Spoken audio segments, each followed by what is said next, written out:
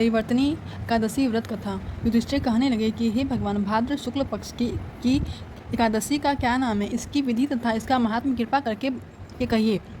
तब भगवान श्री कृष्ण कहने लगे कि इस पुण्य, स्वर्ग और मोक्ष को देने वाली तथा सभी पापों का नाश करने वाली उत्तम वामन एकादशी का महात्म्य मैं तुमसे कहता हूँ, तुम ध्यानपूर्वक सुनो। यह पदा एकादशी या परिवर्तनी एकादशी जयंती एकादशी भी कहलाती है। इसका यज्ञ करने से वाजपेय यज्ञ का फल मिलता है। पापियों के पाप नाश करने के लिए इससे बढ़कर कोई उपाय नहीं है। जो मनुष्य इस एकादशी के दिन मेरी वामन रूप की पूजा करता है, उससे तीनों लोक पूज्य होते हैं। अतः मोक्ष की इच्छा रखने वाले मनुष्य इस व्रत को अवश्य करें। जो कमल नयन भगवान का कमल से पूजन करते हैं, वे अवश्य भगवान के समीप जाते हैं। जिससे भाद्र शुक्ल पक्ष एकादशी को व्रत और पूजन किया, उसने ब्रह्मा विष्णु सहित तीनों लोगों का पूजन किया। अतः हरिवासर अर्थात एकादशी का व्रत अवश्य करना चाहिए। इस दिन एकादशी भगवान करवट लेते हैं, इसलिए इसको परिवर्तनी एकादशी भी कहते हैं। भगवान के वचन सुनकर युधिष्ठिर बोले कि भगवान, मुझे अति संदेह हो रहा है कि आप किस प्रकार सोते और करवट लेते हैं तथा किस तरह राजा बलि को बांधा और वामन रूप रखकर क्या क्या लीलाएं की। चतुर्मास के व्रत की क्या विधि है तथा आपके शयन करने पर मनुष्य का क्या कर्तव्य है, सो आप मुझसे विस्तार से बताइए। श्री कृष्ण कहने लगे कि हे राजन, अब आप सब पापों को नष्ट करने वाली कथा का श्रवण करें। त्रेता युग में बाली नामक दैत्य था। वह मेरा परम भक्त था।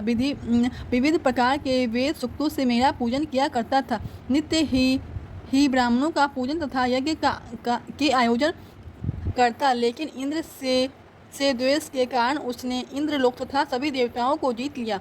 इस प्रकार सभी देवता एकत्र होकर सोच विचार कर भगवान के पास गए। बृहस्पति सहित इंद्रादिक देवता प्रभु के निकट जाकर और नतमस्तक होकर वेद मंत्रों द्वारा भगवान का पूजन और स्तुति करने लगे। अतः मैंने वामन रूप धारण करके पांचवा अवतार लिया और फिर अत्यंत तेजस्वी रूप से राजा बलि को जीत लिया। इतनी वार्ता सुनकर राजा युधिष्ठिर बोले कि हे जनार्दन, आपने वामन रूप धारण करके उस महाबली दैत्य को किस प्रकार जीता? श्री कृष्ण कहने लगे, मैंने बाली से 3 पग भूमि की याचना करते हुए कहा,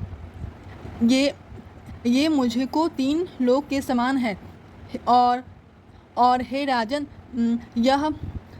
यह तुमको अवश्य ही देनी होगी। राजा बलि ने इसे तुच्छ याचना समझकर 3 पग भूमि का संकल्प मुझको दे दिया। किंतु मैंने त्रिविक्रम रूप को बढ़ाकर यहाँ तक कि भूलोक में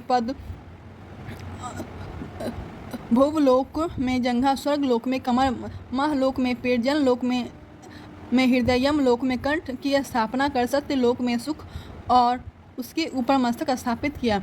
सूर्य, चंद्रमा आदि सब ग्रह गण, योग, नक्षत्र, इंद्रादि और शेष आदि सब नागगणों ने विविध प्रकार से वेद सूक्तों से प्रार्थना की। तब मैंने राजा बलि का हाथ पकड़कर कहा कि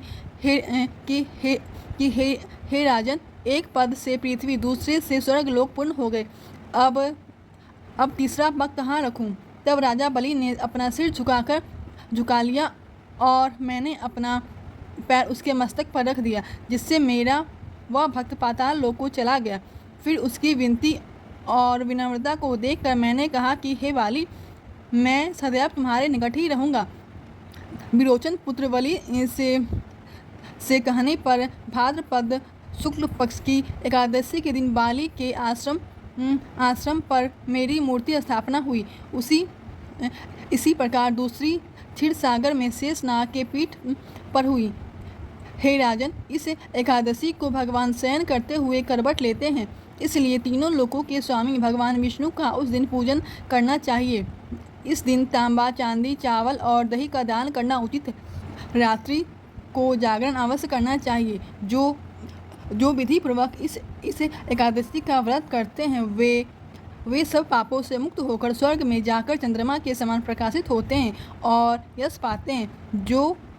जो पाप नाशक इस कथा को सुनते या पढ़ते हैं उनको 1000 अश्वमेध यज्ञ का फल प्राप्त होता है। जय श्री हरि विष्णु।